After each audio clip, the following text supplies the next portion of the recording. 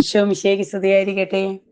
ഒരു പ്രഭാതം കൂടി തന്നുകൊണ്ട് സ്നേഹത്തോടെ നമ്മളെ വിളിച്ചുണർത്തിയ ആ നല്ല ദൈവത്തിന് നന്ദി പറഞ്ഞുകൊണ്ട് മത്തായിയുടെ സുവിശേഷം 10-ാം അധ്യായം 1-ാം തിരുവചനം.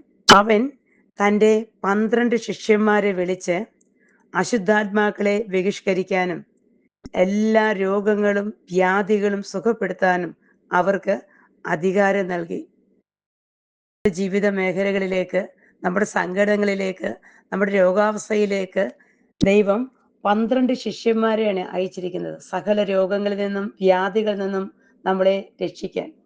ഈ തിരുവചനത്തിന്റെ അഭിഷേകത്തിൽ പൂർണ്ണമായി വ്യാപരിച്ചുകൊണ്ട് ഈ നിമിഷം അർപ്പിക്കുന്ന പരിശുദ്ധ കുർബാനയുടെ പരിശുദ്ധ ശക്തിയോട് ചേർത്ത് നമ്മുടെ രോഗങ്ങളെയും വ്യാധികളെയും ദുഃഖങ്ങളെയൊക്കെ ഒന്ന് സമർപ്പിച്ചുകൊണ്ട് ഈ വചനം വിശ്വാസത്തോടുകൂടി ഏറ്റെടുത്തുകൊണ്ട് ആമേൻ പറഞ്ഞ് സ്വീകരിച്ചുകൊണ്ട് നമ്മുടെ ജീവിതത്തെ അസ്വസ്ഥപ്പെടുത്തുന്ന സകല വ്യാധികളെയും പൈശാചിക പീഡകളെയും യേശുനാമത്തിന്റെ ശക്തിയാൽ തകർത്ത് പരിശുദ്ധാത്മാവിന്റെ അഭിഷേകത്താൽ അനുഗ്രഹിക്കപ്പെട്ട ജീവിതത്തിന് ഉടമയാകുവാൻ ഈ വചനത്തിലൂടെ നമ്മളെല്ലാവരെയും അനുഗ്രഹിച്ച് ആശീർവദിക്കട്ടെ എന്ന് പ്രാർത്ഥിക്കുന്നു. ആമേൻ.